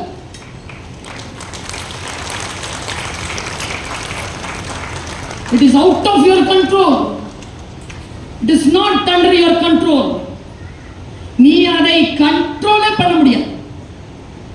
அடுத்து சொன்ன வார்த்தை தான், காலத்தை ஜெயிக்க முடியாது. காலத்தை ஜெயிக்கணும்னா நீ சாகணும், அப்பதான் காலமா மாறலாம். காலத்தை வென்றான் யார்? யார் காலத்தை வெல்ல முடியும்? பாருங்க, காலத்தை யாராலும் வெல்ல முடியாது. காலம் கடந்து போன பிறகு அதே பகை உணர்வோடு இருக்காதே, சமாதானம் செய்து கொள்ளு சொன்னார். அதான் அப்பா சொன்ன கடைசி வார்த்தை. எத்தனை பேர் ஆபாச எண்ணங்களையும் ஆறாத ரணங்களையும் சுமந்து கொண்டிருக்கிறோம். இங்க இருக்கக்கூடிய எத்தனை பேர் சொந்த அண்ணன் கிட்ட பேசாம இருக்கிறீங்க? எத்தனை பேர் சொந்த அம்மா அப்பா கிட்டே பேசாம இருக்கிறீங்க? எத்தனை பேர் மாமியார் கிட்ட நாத்தனார் கிட்ட பேசாம இருக்கிறீங்க? எத்தனை பேர் பெத்த புள்ள கிட்ட பேசாம இருக்கிறீங்க? மறுபடியும் வருமா காலம்? வராது, காலம் வராது. இன்னைக்கு மத்தியானத்துக்கு எங்க அண்ணனை நான் சத்தியமா சொல்றேன், இன்னைக்கு அண்ணனை நான் கோபப்படுத்தினேன். இன்னைக்கு மத்தியானத்துல ஏதோ ஒரு வார்த்தை போட்டேன், அதை நான் அவசரத்துல போட்ட அண்ணனுக்கு கோவம் வந்துருச்சு. கடுமையான வார்த்தையால திட்டினான். அம்மா அம்மா அம்மா கிட்ட திட்டினான், என்கிட்ட திட்டினான். அண்ணா அம்மாட்ட என்கிட்ட சொல்ல, இதெல்லாம் உன் அம்மாட்ட வச்சுக்கோ, என்கிட்ட வச்சுக்காது அப்படின்ட்டு ஏதோ திட்டி எனக்கு மெசேஜ் போட்டான். அடுத்த 10 நிமிஷத்துல எங்க அண்ணனை நான் சமாதானப்படுத்திட்டேன். ஒண்ணும் இல்லை, அன்பில் யார் தோற்கிறார்களோ அவர்கள் தான் ஜெயிக்கிறார்கள். யார் அடிபணிய மறுக்கிறார்களோ அவர்கள் தோற்கிறார்கள். இந்த ரகசியம் நமக்கு எப்போ புரியும்? 12 வருஷமா நான் எங்க அண்ணனோட பேசுறதுல போ, இந்த கோட்டையில ஒரு கொம்பு இருக்கும், அதுக்கு மேல ஒரு படம் போட்டு கொடியா சச்சு காட்டு. நான் சொல்லவா, அப்பா இல்லைன்னா அண்ணன் தாங்க நம்முடைய அப்பா, சின்ன அப்பாங்க. அப்பாவை இளமையான வயதுல பார்க்கணும்னா இப்போ உயிரோட இருக்கிற அண்ணனை பார்த்துக்கணும். பேசலனாலும் போய் பேசியிருக்கு. அவங்க கல்யாணம் ஆனதுலேருந்து சரியில்லாம சொத்தா இன்னைக்கு ஒரு போன் அடிச்சு பாரு. நான் சொல்றேன்ல, கடிகாரம் ஓடு முன் ஓடு. கடிகாரம் ஒரு விஷயத்தை முடிவு செய்திருக்கிறது. நீ அதுக்கு முன்னால உடனே நான் ஒரு போன், அண்ணா நல்லா இருக்கியா, அண்ணா நல்லா இருக்கியா, எதுக்கு போன் பண்ண, இப்படிதான் பதில் வரும். அண்ணல்ல சும்மா பேசின போல இருந்துச்சு, உன் ஞாபகம் இருந்துச்சு, உன்னை ஒரு வாட்டி பார்த்துக்கவா வந்து, என்ன மனசு சரியில்லை, அங்க அப்படியே குரல் டவுன் ஆகும். அதுதான் அண்ணன். ஏன் தெரியுமா? அம்மா அப்பாவுக்கு தெம்பு இருந்தா தம்பி தங்கச்சிகள் பிறக்கும், அண்ணன் பிறக்க மாட்டான், அக்கா பிறக்காது. சூப்பரான ஒரு விஷயம் சொல்லவா, அண்ணனா பிறக்கிறத விட சூப்பர் அண்ணனோட பிறக்கிறது. அண்ணனோட பிறக்கிறவங்க எல்லாம் பாக்கியசாலி. ஆனால் நமக்கு அந்த அருமை தெரியுது. ஆனா இப்போ சொல்லி என்ன பிரயோஜனம்? எல்லாத்துக்கும் ஒத்த புள்ள. அது இன்னொரு ஒரு ஒத்த பிள்ளை கல்யாணம் பண்ணி கொடுத்துச்சுன்னு வச்சுக்கோங்க, அதுக்கு பிறக்கிறதுக்கு அத்தை கிடையாது, மாமா கிடையாது, மாமி கிடையாது, யாவனும் கிடையாது. நமக்கு நாமே திட்டம், மூஞ்சியை பார்த்துட்டு இருக்க வேண்டியது. தாத்தா பாட்டி கூட ஸ்கைப்ல தான் வந்துட்டு போகும். உறவுகள் அற்று போகின்ற சூழ்நிலை. அதனால்தான் தமிழ்நாடு அரசு சொல்கிறது, கல்யாணம் பண்ண உடனே நிறைய குழந்தைகளை பெற்றுக் கொள்ளுங்கள். இப்போ சொல்றாங்க, முதல்ல சொன்னாங்க நாம் இருவர் நமக்கு மூவர், நாம் இருவர் நமக்கு இருவர், அப்புறமா நாம் இருவர் நமக்கு ஒருவர். நாம சொல்லாமலேயே அதுங்க சொல்லுதுங்க, நாம் தான் இருவர், நமக்கு எதுக்கு இன்னொருவர். அப்புறமா இப்ப வந்துருச்சுங்க, நாம் எதற்கு இருவர். என்ன மேடம் சொல்றது? இதுங்களை திருத்துறதுக்கு இப்படிப்பட்ட புத்தகத்தின் விழாக்கள் தேவைப்படுகின்றன. குடும்பம் என்கின்ற உறவு, சமூகம் என்கின்ற உறவு, நாடு என்கின்ற உறவு, உலகம் என்கின்ற உறவு. நான் சொன்னேன்ல, என் மனதை நான் தெளிவுபடுத்திக் கொள்வதற்காக, காலத்தை ஜெயிப்பதற்காக நான் சில சூட்சுமங்களை செய்கிறேன். நான் கடவுளிடத்துல பேசுறதே, வழிபாடு மட்டும் நடத்துகிறேன். ரொம்ப ஆசை வந்தா, கடவுள்கிட்ட ஏதாவது கேட்கணும்னு ஆசை வந்தா இப்படி மட்டும் சொல்லி விட்டுறது. இல்லைன்னா எனக்கு இந்த ஆசீர்வாதங்கள்லாம் கிடைக்குமா? என்ன வார்த்தை தெரியுமா சொல்றேன்? நீ கொடுத்ததற்கே நன்றி சொல்ல முடியவில்லை, இன்னும் அடுத்தடுத்து கேட்பதற்கு அஞ்சுதே என் நெஞ்சம். சரி, ரொம்ப தேவை, பயங்கர தேவை, என்ன பண்ணலாம்? இந்த வார்த்தை வந்துருச்சு வாயில. இறைவா, எனது தேவை என்ன என்று படைத்த உனக்கு தெரியும். என் அவசரத்தில் புலம்பி உன் அருளில் என்ன குறையும்?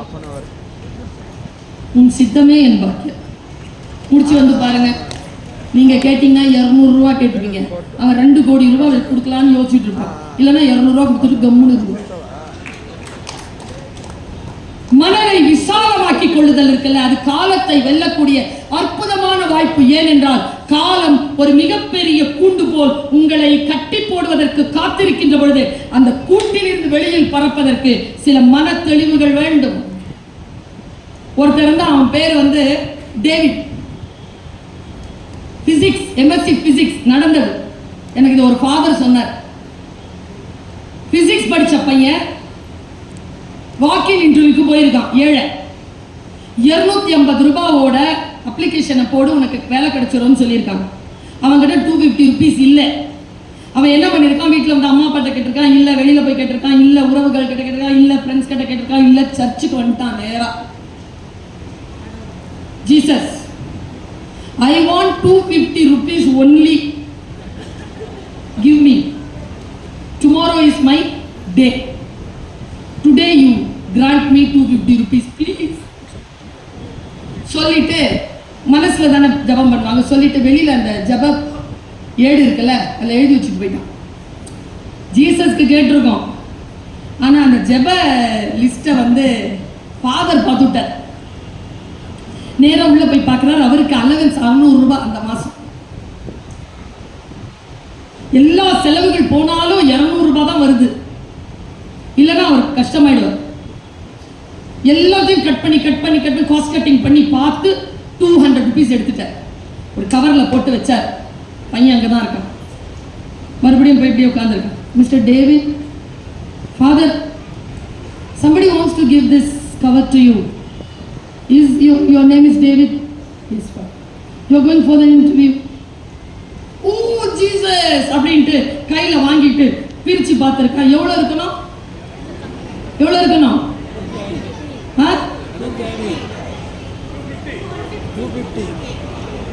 குற்றார் கொடுக்கல, உறவு கொடுக்கல, தெரிஞ்சவன் கொடுக்கல, 250 இருக்கணுமா?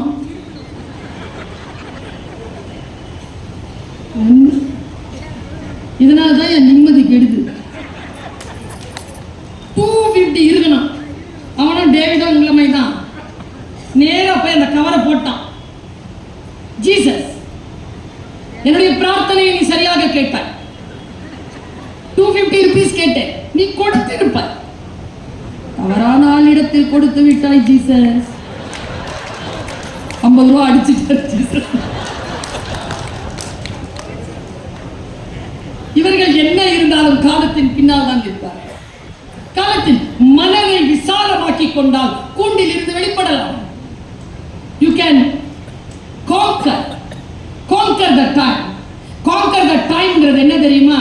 இந்த வார்த்தை 2 வார்த்தை சொல்றேன். வீட்டில் நீங்கள் போய் உங்கள் டைரிகளில் முடிந்தால் இந்த வார்த்தையும் சேர்த்து வைத்துக் கொள்ளுங்கள். 2 கேள்வி பர்வீன் சுல்தானா எழுப்பிவிட்டு போகிறேன். எங்கே இருக்க விரும்புகிறாய்? எங்கே இருக்க விரும்புகிறாய்? நான் சொல்லட்டுமா? சுப்பலட்சுமி என்கின்ற சிறுமி 9th ஸ்டாண்டர்ட் படிச்சிட்டு இருக்காங்க. என்ன ஆகிறதெல்லாம் தெரியாது அவங்களுக்கு. ஆனால் கவனத்தோடு படித்தார். 10th கவனத்தோடு படித்தார். பிறகு மெல்ல ஆசை தலை தூக்கியது. யூபிஎஸ்சி எக்ஸாம் எழுதலாம். I want to be in the collectorate. I want to be in that chair.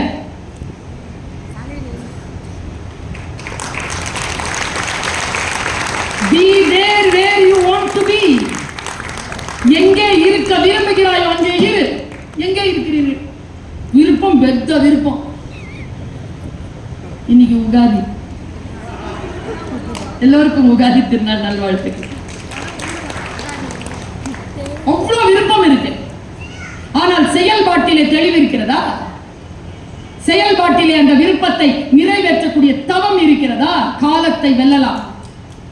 காலம் உங்களுக்கு எது கொடுத்திருந்தாலும் खुदी को कर बुलंद इतना हर तकदीर से पहले खुदा अपने बंदे से खुद पूछे बता तेरी रजा क्या है. அல்லாமா இக்பால். என்ன அர்த்தம் தெரியுமா?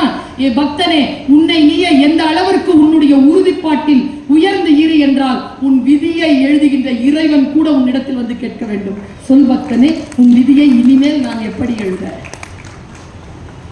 வேலூர்ல போஸ்டிங் போடு, சாங்ஷன். அடுத்து என்ன? சாங்ஷன் எப்பொழுது கிடைக்கும்? Be there where you want to be. நமக்கு என்ன தெரியுமா? வேல்யூ பண்ண தெரியல. நான் இதை சொன்னதை நீங்க கேட்டிருப்பீங்க.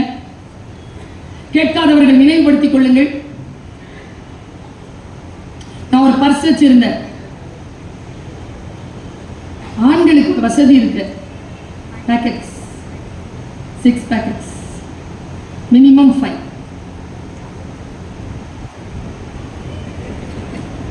பெண்களுக்கு இல்லை மேடம். கையில பச்சை பிள்ளை மாதிரி ஒரு போன் இருந்தா கூட அதுக்குள்ள வச்சு தொலைச்சிட்டேன். வேலூர் வரும்போது ஒரு பர்ஸை தொலைச்சிட்டேன். நேரா நம்ம அம்மாட்ட வந்து சொல்றோம், மேடம் பர்ஸ்.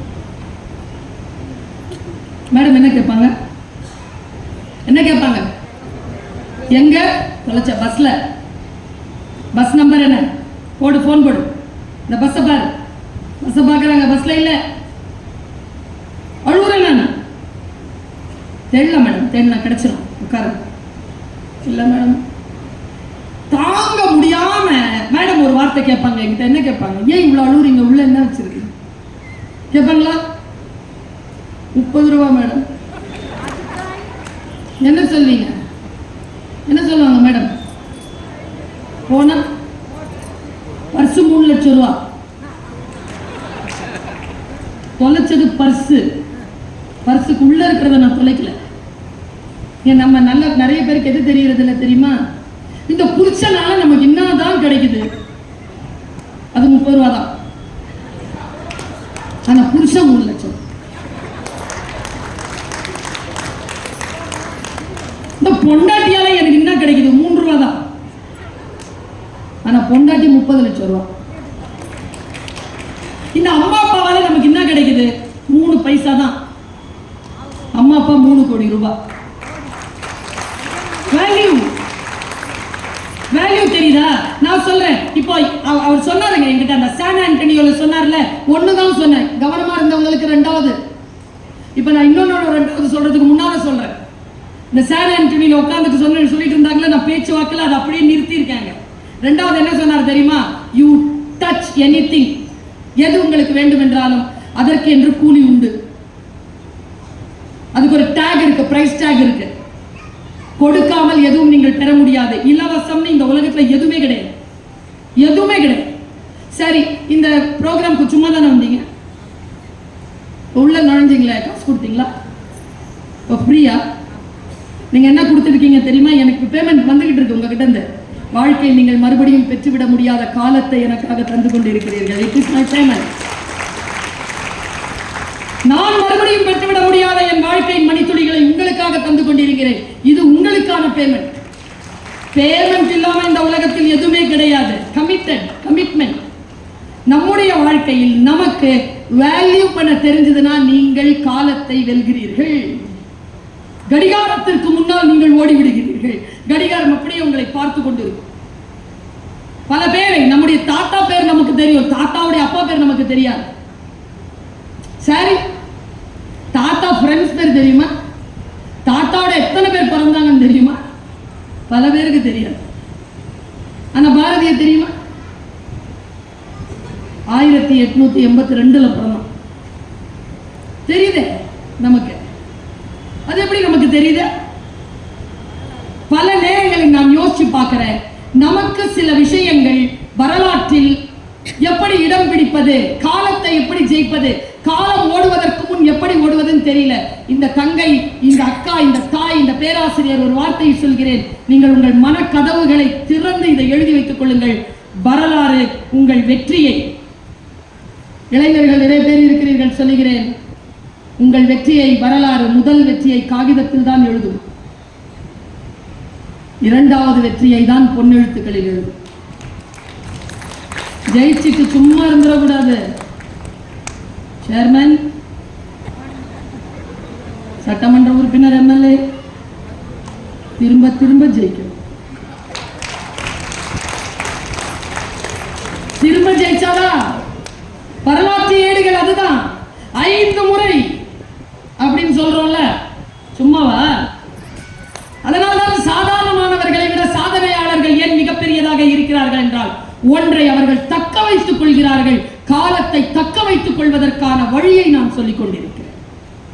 வாழ்க்கையில் எப்பொழுதும் வாய்ப்புகள் நமக்கு வருகின்ற பொழுது அந்த வாய்ப்புகளை மிகச்சரியாக பயன்படுத்துவது எப்படி என்றால், வெற்றிகள் ஒருபோதும் யாருக்கும் உறுதி செய்யப்படுவதில்லை, வாய்ப்புகள் தான் உறுதி செய்யப்படுகின்றன. வாய்ப்புகளை யார் பயன்படுத்திக் கொள்கிறோமோ அவர்கள் தான் வெற்றியாளர்கள். பர்வீன் சுல்தானா நல்லா பேசுவேன்னா, இன்னைக்கு பேசுறியா? இன்னைக்கு நல்லா பேசுறியா? எப்பவோ நான் ஒரு காலத்தில் இப்ப நமக்கு பல நேரங்களில் தெரிவதே இல்லை. நான் சொல்லட்டுமா? if you are committed, if you are really motivated, you can win the time. நீங்கள் காலத்தை வெல்ல முடியும். எப்பொழுது என்றால், இது எனக்கானது. நான் இப்படி உறுதியா சொல்றேன், இது சொல்லி நான் நிறைவு செய்யறேன். ரொம்ப உறுதியா சொல்றேன், ஜெயிக்கிறதுக்கு ஒரே வழிதாங்க.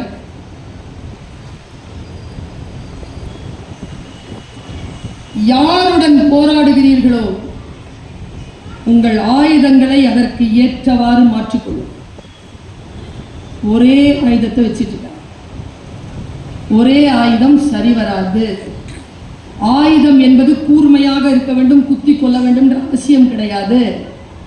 ஆயுதம் சில பேர் இருக்கிறாங்க தெரியுமா, இங்க வச்சிருப்பாங்க ஆயுதத்தை. எப்படி தம்பி இருக்கிற, நல்லா இருக்கிறியா, ஓ உன் கவலை தான் எனக்கு. என்னதான் நீ வெளியில வேலை செஞ்சிட்டு இருந்தாலும் உன் பொண்டாட்டி இங்க என்ன செய்யறான்றது உனக்கு தெரியலையே. அவன் இருப்பான் துபாயில், அவன் இருப்பான் ராசல் கைமால, அடுத்த நாள் ஃப்ளைட் போட்டு வந்து இங்க இருக்கும் அந்த ஆயுதம். சில பேர் அங்க வச்சிருப்பாங்க விஷத்தை. சாப்பிட்டா விஷ முறிவு இருக்கு, இதுக்கு விஷ முறிவு இல்லை.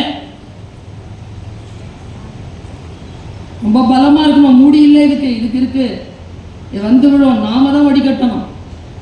இது சரியா இருந்தா இது சரியா இருக்கும், இல்லைன்னா கேட்கறது ஆமாவா ஆமாவா ஆமாவா அப்படியா. டூ வீலரை பின்னால உட்காந்துருக்கிறோம், ஓட்டுவான் தெரியுமா, டூ வீலர் ஓட்டி இருக்கீங்களா, பின்னால உட்காந்துருவான் ஸ்மார்ட்டா இருந்தா அவன் தான் இண்டிகேட்டர், அவன் தான் திரும்புவாங்க, இப்படியும் வண்டி திரும்பிடும். நம்ம பின்னால ஒருத்தன் உட்காந்துக்கிட்டு நம்மளை ஓட்டக்கூடாது. நாம் நம்முடைய வாழ்க்கையை நாம் தான் செலுத்த வேண்டும். அதற்கான ஒரு மிக சூட்சுமமான ஒரு விஷயத்தை சொல்றேன். ஆயுதத்தை நிர்ணயம் செய்யும். புத்தகம் ஒரு ஆயுதம், வாசித்தால் தான் தெரிகிறது. சில புத்தகங்கள் காலில் பட்டவுடன் எடுத்து கையில் ஒட்டக்கூடியவை இல்லை, கிழித்து நெருப்பில் போடக்கூடியவை. படிச்சதானே தெரியுதியா, இல்லைன்னா எல்லாத்தையும் கண்ணை ஊத்திக்கிட்டு இருக்கிறோம். நாம படிங்க. படிப்பு என்பது ஆயுதம், கல்வி என்பது ஆயுதம். ஏன்னா படிக்க படிக்க என்ன ஆகும்னு சொல்லித்தரேன். இதை நிறைய பார்க்காதீங்க, பார்த்துக்கிட்டே இருந்தீங்கன்னா படிக்க முடியாது. படிக்க முடியலன்னா யார் சொன்னாலும் புரியாது, அப்படின்னு போக வேண்டியதுதான். எப்படி புரிஞ்சுக்கிறது? மைண்ட் இருக்குல்ல, அது அரெஸ்ட் ஆயிடும். மைண்ட் அரெஸ்ட் ஆகாம இருக்கிறதுக்கு என்ன பண்றது பாருங்க. நான் ஒரு சூட்சுமமான விஷயத்தை சொல்றேன். மகாபாரதத்துல பஞ்ச பாண்டவர்களை கொல்வதற்காக வந்தான் அஸ்வத்தாமன். தந்தையை கொன்றார்கள் என்ற வெறி, அவன் உப பாண்டவர்களை கொன்னுட்டான். அவனுக்கு சாபம், சாபத்தோட அலையிறவன் ஒரு காரியம் பண்ணாங்க. அத்தனை கிருஷ்ணனோடு சேர்ந்த அத்தனை அந்த படையை அழிகிற மாதிரி ஒரு வேலை செஞ்சான். நான் ரொம்ப சூட்சமான ஒரு ஆயுதத்தை உங்கள் கையில் கொடுத்து கொண்டிருக்கிறேன். அவன் அனுப்பின ஆயுதம் என்ன தெரியுமா? நாராயணாஸ்திரம். நாராயணாஸ்திரத்தை அனுப்பிச்சிட்டான். கிருஷ்ணனுக்கு தெரியும் நாராயணாஸ்திரம் எல்லாரையும் கொண்டுடணும். எதிர்க்கவே இல்லையே கிருஷ்ணன். என்ன பண்ணான் தெரியுமா? எல்லாருக்கும் இன்ஸ்ட்ரக்ஷன் கொடுத்தான். நாராயணாஸ்திரத்தை விட்டுட்டான். எல்லாரும் மண்ணில் பணிந்து கொண்டு படுத்துருங்கடா. எல்லாரும் தலை சாட்சி படுத்துட்டாங்க. சேனைகள் எல்லாரும் தானும் படுத்துக்கொள்ளும். நாராயணாஸ்திரம் இப்படி வந்துச்சு, எல்லாரையும் பார்த்துச்சு, யாரும் எதிர்க்கிறதுக்கு இல்ல, நடந்து திரும்பி போயிடுச்சு. கிருஷ்ணர் பணிவை நாராயணாஸ்திரத்துக்கு எதிரான ஆயுதமாக பயன்படுத்தினார். எவ்வளவு பெரிய விஷயம் இது. பல நேரங்களில் நான் பார்க்கிறேன், கொலை நடக்கிறது, தற்கொலை நடக்கிறது.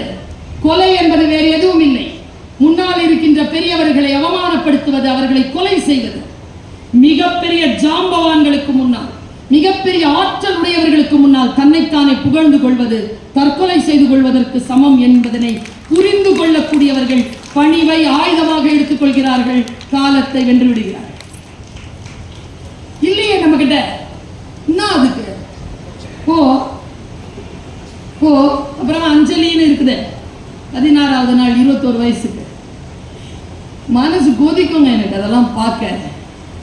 செத்து போகின்ற வயதாது 21 வயசும் 24 வயசும் வண்டி எனக்கு வண்டி கொடுத்த ஆசிரியர், வண்டி சொல்லி கொடுத்த ஆசிரியர், டூ வீலரை சொல்லி கொடுத்த ஆசிரியர் ஒரே பாடம் தான் எனக்கு சொல்லி கொடுத்தார். பர்வீன், எவ்வளவு வேணுமானால் வேகமாக போ, ஆனால் நீ நினைக்கும் பொழுது வண்டி நிற்கணும், அவ்வளவு வேகத்தை மட்டும் செலுத்து என்று தெரியவில்லை. கடிகாரம் ஓடிக்கொண்டேதான் இருக்கிறது. நான் மீண்டும் சொல்கிறேன், வேகமாக திட்டமிட்டு வேலைகளை செய்து கொண்டே இருப்பதல்ல. ஹிக்மத் என்று சொல்வார்கள் அரபி. ஹிக்மத்தோடு வேலை செய். ஒரு விஷயத்தை ஞானத்தோடு செய்வது. இதனை இதனால் இவன் முடிக்கும் என்றாய்ந்து அதனை அவன் கண் விடல். வள்ளுவம். டெலிகேட் பண்ற, ஒரு விஷயத்தை டெபியூட் பண்ற. எவ்வளவு பெரிய விஷயங்கள். காலத்தை நானே, சில பேர் பெண்கள் இருக்கிறீங்களே கடவுளே, இன்னிலிருந்து இந்த டைலாக மாத்துங்க. நான் இல்லைன்னா என் வீட்டில் ஒண்ணுமே நடக்காது. கம்னு எல்லாம் சூப்பரா நடக்கும். எல்லாத்தையும் சுமக்குறது. 50 வயசு ஆனவுடன் தெரிஞ்சு போயிடும் இதெல்லாம் எந்த இல்லைன்னு. அது 30 வயசுல தெரிஞ்சுக்கும். உனக்காக, உன் பிள்ளைகளுக்காக, உன் கணவனுக்காக நீ தருகின்ற ஆக பெரிய வெகுமதி என்பது உன் உடல் நலம்தான் என்பதனை முதலில் உன்னுடைய புத்திக்கு சொல். ஏங்க, நீங்க வாக்கிங் போங்க, தொப்பையா இருக்குது, நீ தான் போ கூட. உடனே புருஷங்க, அங்கேயுமா மேடம் வர சொல்றீங்க? நீ இந்த பக்கம் போ, நம்ம அந்த பக்கம் போட்டோம். என்ன நடங்க. ஹெல்த்தை பார்த்துக்கோ. ஹெல்த்தை பார்த்துக்கிறது குற்றம் இல்லை. நல்ல பொருட்களை உண்ணுவது குற்றம் இல்லை. நல்ல தேவையில்லை. பாருங்க, 3 விஷயத்தை கண்ட்ரோல் பண்ணுங்க. நான் கண்ட்ரோல் பண்ண ஆரம்பிச்சிருக்கேன். பயணத்தில் இருப்பதனால் உடல் நலத்தை கவனிக்க முடியவில்லை. எனக்கு என் அண்ணன் மகள் தந்த, இப்பொழுதுதான் 3 நாளைக்கு முன்னால் தான் பிள்ளை பெற்றார். அவள் சொன்னார், அத்தை நான் சொல்ற 3 விஷயத்தை மனசுல வச்சுக்கோங்க. சர்க்கரை சாப்பிடாதீர்கள். அவர் சொன்ன மாதிரி நிறைய சொல்லி பயமுறுத்திட்டார். இவங்க பேச்செல்லாம் கேட்டோம்னா ஒன்றும் சாப்பிட மாட்டோம் தெரியுமா? எதை பார்த்தாலும் பயமா இருக்கும் மேடம். சர்க்கரை சாப்பிடாத, ஜங்க் ஃபுட் சாப்பிடாத, ஜங்க் ஃபுட் சாப்பிட, குப்பை பொருட்களை சாப்பிடாத. இந்த பீட்சா, பர்கர், வறுத்தக்கறி. இங்க வந்து வறுத்தக்கறி பத்திலாம் சொல்லக்கூடாது. என்ன வறுத்தக்கறி, இடியாப்பம், டோர்லாக் சாப்பிடாதீங்க. காந்தியடிகளினுடைய உருவ 3 குரங்கு. இந்த ஒரு கைக்கு ஒரு காது, ஒரு கைக்கு ஒரு காதா, ஒரு கண்ணுக்கு ஒரு கை, ஒரு கண்ணுக்கு ஒரு கையா, வாய்க்கு மட்டும் 2. இப்படி பொத்துனா போதாத. இது இப்படி கம்மியா பேசு, கம்மியா சாப்பிடு. அளந்து பேசு, அளந்து சாப்பிடு. அளவோடு இருக்கிறவங்க இதை 2. இந்த முறை இருக்குல்ல, சிக்கன் சாப்பிடாதன்ட்டார், ஜங்க் ஃபுட் சாப்பிடாத, சக்கரை சாப்பிடாத, ஆரோக்கியமா இருக்கும், நார்மல் டெலிவரி. நம்முடைய வாழ்க்கையை நாம் தான் செலுத்த வேண்டும். நமக்கு ஒரு திட்டம் இருக்க வேண்டும். நான் சொன்ன 2 விஷயங்களில் ஒன்று, எங்கே இருக்க விரும்புகிறீர்களோ அங்கே இருங்கள். 2வது, எதற்காக நீங்கள் நினைவு கூறப்பட வேண்டும் என்று விரும்புகிறீர்களோ அதற்காக வேலையை தொடங்குங்கள். நம்மில் பல பேருக்கு அந்த திட்டமே இல்லை. செத்து போன 3வது நாளே ஜாலியாகிறார். நினைவு கூறப்பட வேண்டிய அளவிலே வாழ்க்கையில் ஒரு சிக்னேச்சர் போடுங்க. காலம் மிக மிக கண்ணியமானது. காலம்தான் கடவுள். காலம்தான் நிகழ்ந்து கொண்டிருக்கிறது. காலம் எதற்காகவும் காத்திருப்பதில்லை. காலத்தை கையகப்படுத்திக் கொள்ள வேண்டும் என்றால் வாழ்க்கையில் திட்டமிடுங்கள். அதற்கு என்று உங்களுடைய நேரத்தை ஒதுக்குங்கள். வாழ்க்கையில் சாதனையாளர்களாக வாருங்கள். செய்த தவறை திரும்ப செய்யாதீர்கள். நேசியுங்கள். உங்களையும் மற்றவர்களையும் நிறைய வாசியுங்கள். நன்றி, வணக்கம்.